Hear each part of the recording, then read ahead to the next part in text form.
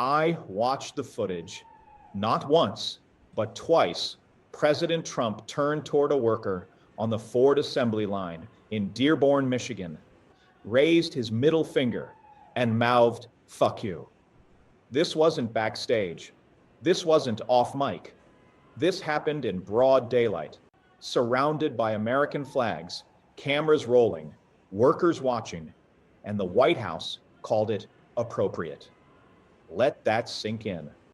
A sitting president of the United States, standing inside one of this country's most iconic factories, the River Rouge complex, where generations of Americans built vehicles with their own hands, responds to dissent not with composure, not with leadership, but with a vulgar gesture and a curse. And his own administration defends it as justified. That moment isn't just about one man losing his temper. It's about what we've normalized.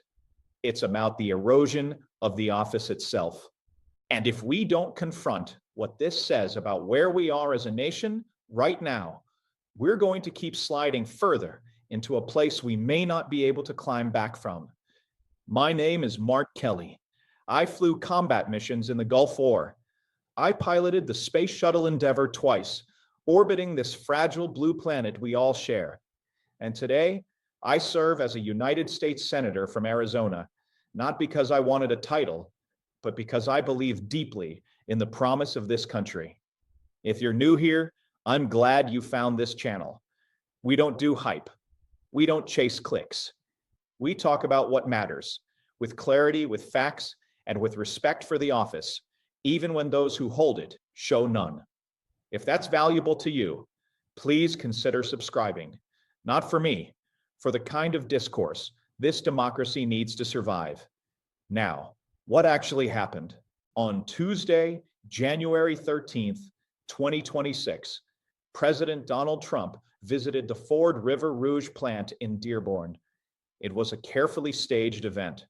Hard hats, Union jackets, American flags draped over machinery, photo ops beside F-150 Lightning trucks. The message was clear. I'm the president who brings back manufacturing. But then from the crowd, a voice cut through the script. "Hey, what about the truth?" someone shouted. No threats, no insults, just a question, one that frankly millions of Americans have asked in silence. Trump stopped, turned, looked directly at the man, raised his right hand, extended his middle finger, mouthed, "Fuck you." He did it again moments later, as if to make sure it was seen. The worker, later identified as a longtime Ford employee, told reporters he has no regrets. As far as calling him out, he said, "Definitely no regrets whatsoever." An ordinary American, a man who shows up to work every day, likely worried about his pension, his health care, his kids' future, dares to speak up in the presence of the most powerful person on earth and gets cursed at like he's nothing. And the White House response? Not condemnation, not even deflection. They doubled down, called it appropriate. Appropriate.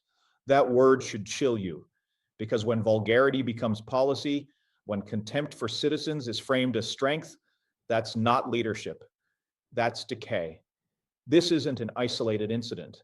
It's part of a pattern that stretches back years. From mocking disabled reporters to calling fallen soldiers losers, from threatening political opponents to inciting violence at rallies, this behavior has been consistent. What's changed is not the man, it's our tolerance for it. We've been told again and again that this is just how he is, as if character flaws are exempt from scrutiny once you reach a certain office. But the presidency isn't a personality cult. It's a covenant, a sacred trust between the leader and the led. And when that trust is broken, not once, but repeatedly, what's left? Wait until you see this. In 2017, after Charlottesville, Trump said there were very fine people on both sides. In 2021, after the Capitol riot, he told supporters they were special and loved. Now, in 2026, he flips off a citizen asking for truth, and his team calls it appropriate. Each time, the boundary moves. Each time the standard lowers, and each time fewer people seem surprised. That's the real danger. Not the gesture itself, but the numbness it breeds. Because here's what this moment reveals about two driving forces shaping our country right now. First, security versus sovereignty of self. We talk endlessly about border security, cyber threats, foreign adversaries. But what about the internal threat to our civic character? When a president treats public service as personal theater, when accountability is dismissed as fake news, when dissent is met with hostility instead of dialogue, that weakens national security more than any foreign power ever could. Why? Because democracies don't fall to tanks in the streets. They fall when citizens stop believing their voices matter. Second, the economy versus institutional failure. Ford's River Rouge plant employed over 100,000 people at its peak. Today, it's a fraction of that. Automation, globalization, shifting markets, these are real challenges. But instead of honest policy, retraining programs, infrastructure investment, fair trade enforcement, we get photo ops and finger pointing.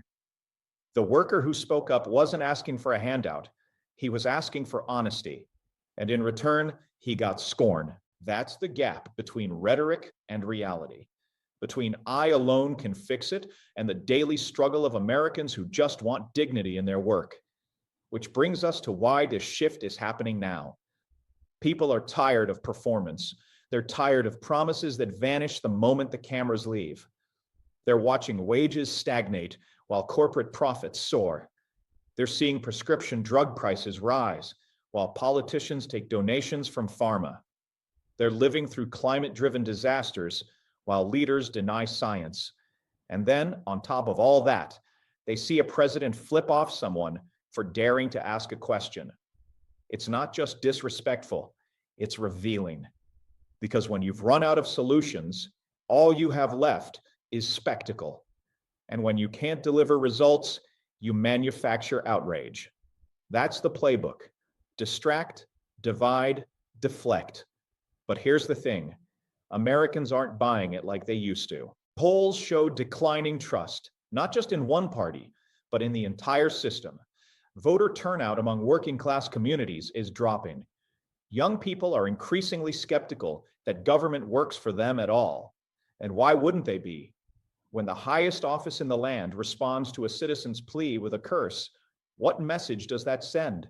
Now, the establishment will react predictably. The usual voices will say, this is just politics. The media is overreacting. He's playing to his base. But that's the problem. We've reduced the presidency to a marketing strategy, to branding, to base maintenance. The office used to demand more. Lincoln walked to the telegraph office during the Civil War to read battlefield reports himself, because he believed the weight of command required direct knowledge, not filtered spin. Eisenhower, a five-star general, warned of the military-industrial complex, even when it hurt his party, because he valued the republic over short-term gain. Even Reagan, beloved by conservatives, fired striking air traffic controllers not out of cruelty, but because he believed in the rule of law above all. Where is that standard today? The historical frame matters here. Nations don't collapse overnight. They fray at the edges through small betrayals of trust, repeated daily until the fabric tears. Rome didn't fall because of one bad emperor. It fell because citizens stopped believing the Senate represented them, because spectacle replaced substance, because loyalty to a leader mattered more than loyalty to the republic. Sound familiar? We are not Rome, but we are at a crossroads. Do we accept that the presidency is now a platform for personal grievance? Or do we insist, calmly, firmly, consistently, that the office demands better? Because if we don't, who will? Think about the worker in Dearborn. He wasn't holding a sign. He wasn't shouting slogans. He just asked a question. And for that, he was treated like an enemy. Let that sink in.